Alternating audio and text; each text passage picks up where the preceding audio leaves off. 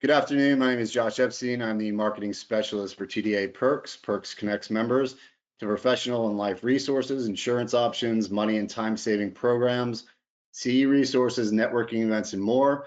You can find all of our endorsed Perks vendors and resources on our website, tdaperks.com.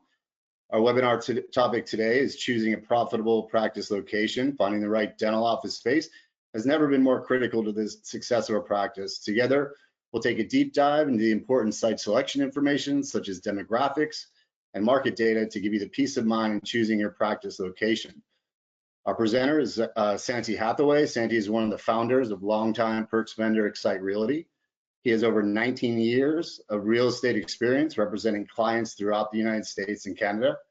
During his career, Santi has always represented the tenant or doctor and has been able to apply his vast experience and exposure to all avenues of real estate to each client with every transaction. We'll have a Q&A session at the end of the presentation. Feel free to type your questions in the question box there on the right, and Santi will address them. So Santi, ready to go? I'm ready. Thank you for the introduction, Josh. Sir. Guys, this is me, so you can put a face to the name. Josh kind of just gave you my background, and I appreciate that. Been doing this for a little while now. We've opened over 1,000 dental offices throughout our time at Xite, specifically startups, over 1,000 startups. And so really have gleaned a lot and perfected it along the way. And as data models evolve, we've evolved with them. And so we're going to walk through some of that today and what it looks like. But I always like to start with timelines. As you're sitting here thinking about opening an office, I'm always surprised how fast people think this happens. It is a very slow process. Nothing happens fast in real estate. I'm going to give you two timelines. Both are realistic. If you started today, the fastest you could be open would be 9 months, 9 to 12 months. That would be a very fast track where we found existing real estate that was ready to go. More likely, it's in what right now we're experiencing, especially in the Texas market, is 12 to 18 months. And that's because of lack of availability of real estate. We have to get way in front of these developments, and then you have to wait for them to be constructed. And so just to give you an idea of the timeline you see in front of you, of how that works, it all starts with kind of understanding your needs, who your patient profile is going to be. We're going to talk about this as I go throughout my slides, going through the demographics of where those are at, finding the actual real estate, and then we have to negotiate on that real estate. Just the negotiation process alone typically takes about 4 months to get through LOIs and leases. And then once you execute a lease or you sign a contract to purchase a property, you still have to do your construction period, which right now is going to be, depending what municipality you're in, a 150-day process.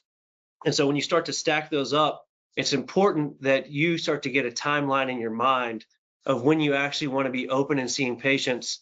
And it may mean starting that process earlier than you thought in order to be in a position where you can identify and have all the real estate options available to you. I always tell doctors, if you start too early, you have the opportunity to say no. If you start too late, then you're just missing opportunities and you're delaying when you have the opportunity to open up your practice. So it all starts with defining the patient profiles. This is really who you want to see as your patient. And that breaks down to the type of practice that you want to operate. Most of you are probably associates today, so you've had experience in seeing patients, and maybe that's something you want to duplicate, or maybe you want to branch out and you didn't like the type of dentistry you're currently practicing. And so when we always have this conversation with doctors, it also comes back to kind of reality of life, which a big part of this is, where do you want to live? Do you have a family? Do you have roots? We need the practice to be in a geographic location that's reasonable to home base for you, so that you're not driving every day, that you're able to, manage that office appropriately. And so we always have to keep that in mind, as what is the drive time that you're willing to do daily based on where you want to live to where your practice is going to be. Once we factor in that, then we start to get down into identifying, who your patient is. What type of payer mixes do you want to see? PPO, fee-for-service, Medicaid, and then all that has to start to get gathered together to build this profile of what your practice is going to look like. And so we'll take these big markets, whether it's, you know, one of the major markets in Texas or a tertiary market, and we start to make them smaller and smaller by identifying your patient profile and where they are in that market. And so that's all done through demographics. And so this is how we start every process. A big part of Xite is we take a data-driven approach to site selection. So everything that we do and every site we show you is backed up by data. And that data needs to be looking at specifically how are we going to capture the most patients that you've identified as your target audience. And so the number one thing when we start looking at demographics and data, the most important factor is the density factor. And so we have to have a high concentration of the population that you want to serve.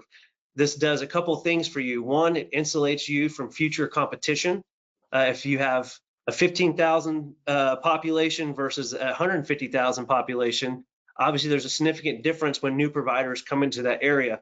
And new providers are always going to come into areas. So that's something we always need to be aware of and factor into our decision making as we're looking at it.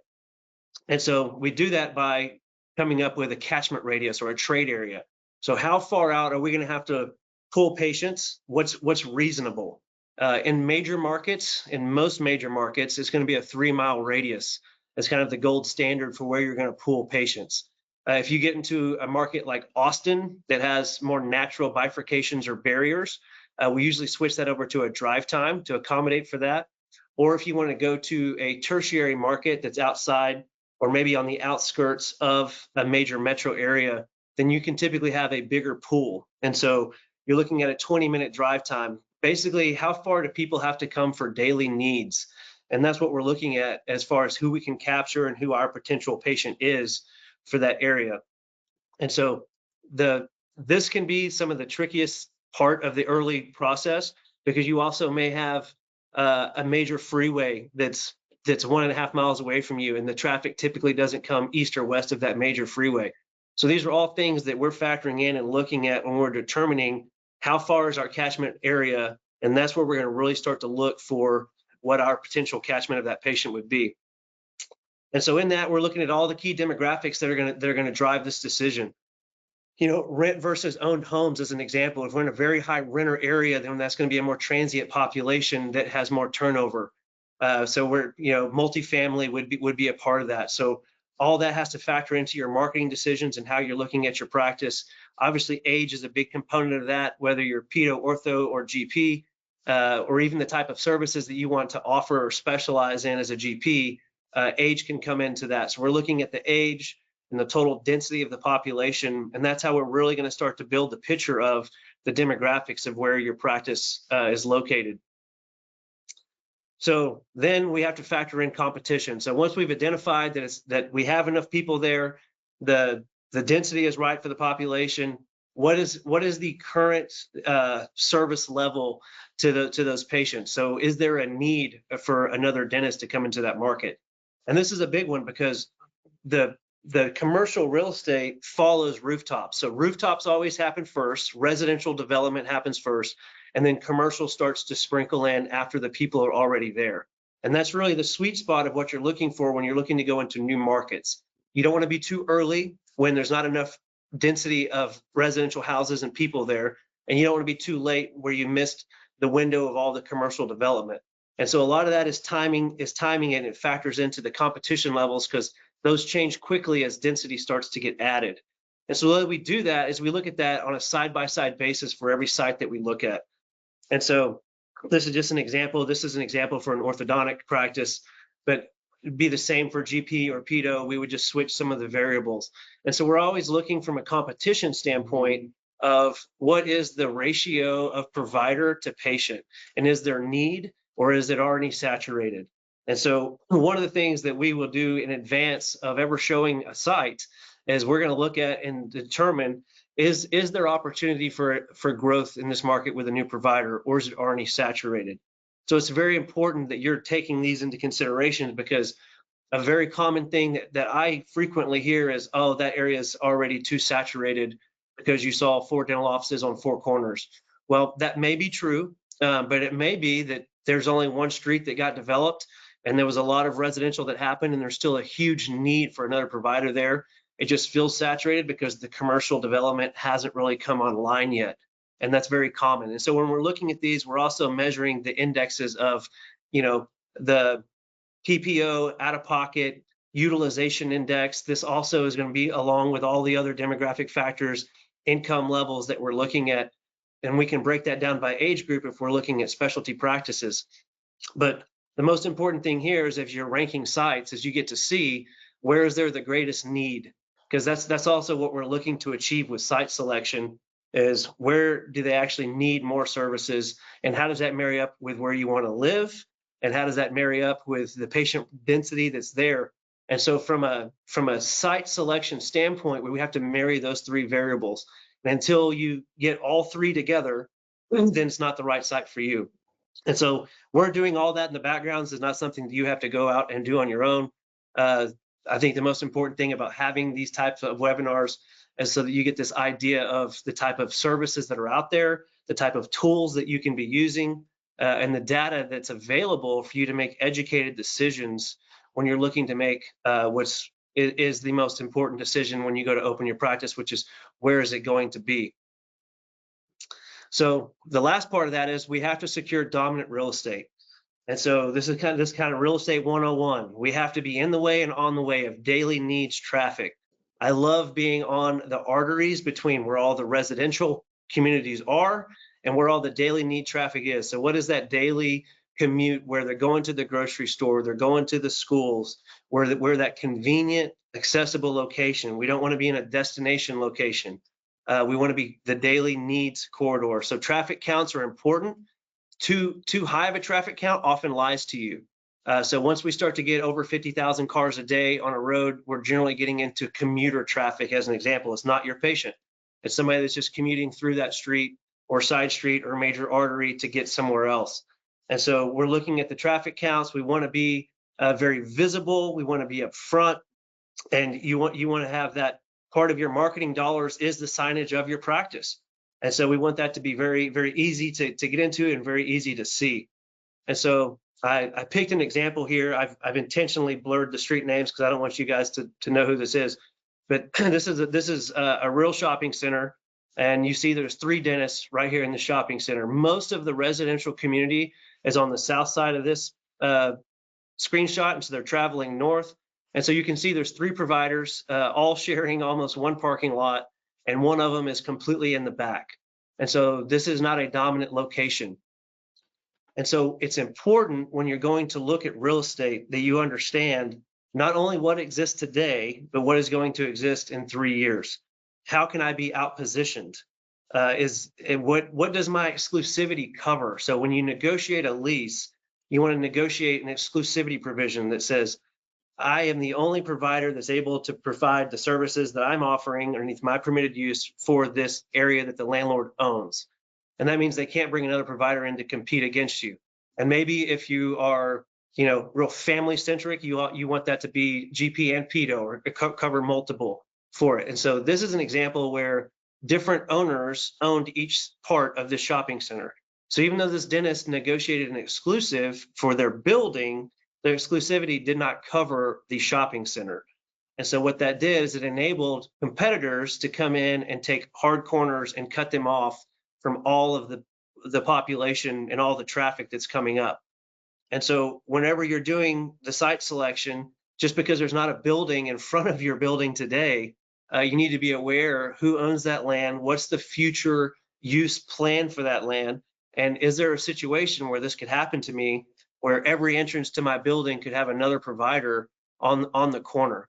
And so sometimes this happens on purpose by other providers, but I've seen more cases where they just don't know. Maybe they're building these buildings simultaneously, and a lot of times doctors don't even know that they're walking into a situation where they're going to have another provider that just immediately cuts them off from the majority of the patient pool. So we always get asked this question, so I threw this slide in here just to give you an idea of cost. Right now for startups in Texas, this is the range that we're seeing, and this is in line with what the banks are going to lend you. And so the big driver here is the construction cost is the biggest number. And that's a number that it's probably gone up 40% over the past 3 years. But right now we're seeing that this is the range that your practice typically falls in. This also goes into what you're able to pay for real estate. So as you're looking for real estate sites, we have to keep in mind a budget. And cash flow is king when you're starting a business. And so it's all about doing everything we can up front for your site to protect and preserve your cash flow. And part of that is negotiating on the right space, but it's at an appropriate price point that you can afford to cash flow. And the other part of it is, making sure we're getting the right size, that we're getting enough ops where we're not limiting your future production, even though we're not going to outfit all the operatories day one, but gives you the ability to grow in there and not get capped out where you only have 3 operatories and you don't have the opportunity to build a 4th, 5th, or 6th as you get more established down the road. And so the budget is always king. Same thing if you're going to purchase a building. We've seen purchase prices go up so much since really 2020 due to interest rates, lack of construction, influx of population. It's really drove up our cost of construction. And so we've seen new builds kind of go up $150 a foot just to buy the building. And so it's made it problematic for startups and harder for startups to come in and still be able to secure dominant real estate, which you need for that startup location, but at a price point that you can't afford. And so typically what we see for a startup doctor is you're going to go into a lease space because you can still afford to get in front of that main and main, have that visibility and really have the dominant site, but at a lease rate that you can afford and fit your budget. I went through that quickly, but hopefully you guys have some questions in the chat and we'll address some of those real quick. Yeah, we have a few questions, Santi. We appreciate your time and expertise. As really, really great. So a couple questions here. Very great question. So how is Xite compensated? That is a great question. Sorry to touch on that. So Xite, at the end of the day, we are a real estate company. We're paid a commission by the owner of the property that you lease or purchase a building in. And so we're paid just like a residential broker would be. And so there's never any monetary exchange between you and Xite. Up until the time you transact and sign a lease or buy a building, there's no money due or owed, and everything up to that point is just value add. We provide all of our demographics. If you're going to be in the situation we're in, when we specialize and only work with dentists, then we want to bring value to that, and so it's just a value add that we bring to every provider, every doctor that we work with. But there's no monetary exchange between us. Okay, interesting question here too. If you can touch on this, so how will the FTC ruling regarding non-competes affect site selection if I have a non-compete with a current employer? Okay, this is a great question. So as you sign associate contracts, you typically that accompany that is a non-compete radius, whether that's 3, 5, 7, 10 miles from that provider. And in the past and still currently today, we'll see what happens in the future. We do have to stay outside of that radius. Your lenders are going to require us to stay outside that radius, and that's not a fight that you really want to choose to pick as you're trying to start your practice. So the FTC did come out with that ruling. It is being challenged currently in the courts at multiple levels. My advice to you today is still be aware of your non-competes. Today, they are still enforceable, even under the current ruling that won't come into effect till the end of the year. Everybody I've talked to that's smarter and more well-versed in the legal system than I am anticipates this to be a 1 to 2 year stay on that ruling while it's battled out in the courts. And so we're probably still a year or two away from understanding the real impact of that to starting your practice.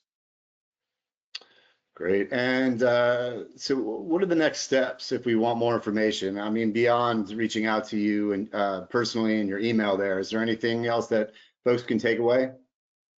Yeah, I would tell you to, schedule a consult with us. We can personalize it to you, talk about your exact situation, the exact market that you want to be in, talk about where you are in the process and give you some insight, when to get started, what's too early, especially given the area that you may want to be in. That may change some of your timelines of what's available. but that's of no obligation. We'll do a free 30-minute consult with you, and we'll do that with one of our local market specialists or whatever market you're looking in.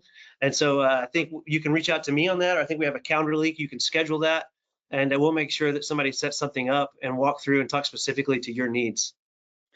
Yeah, looks like we don't have any more questions. Santi, thank you for your time. I do want to mention that Xite Realty provides several different articles, journal articles that we put out via email, as well as sales videos that we put out as well.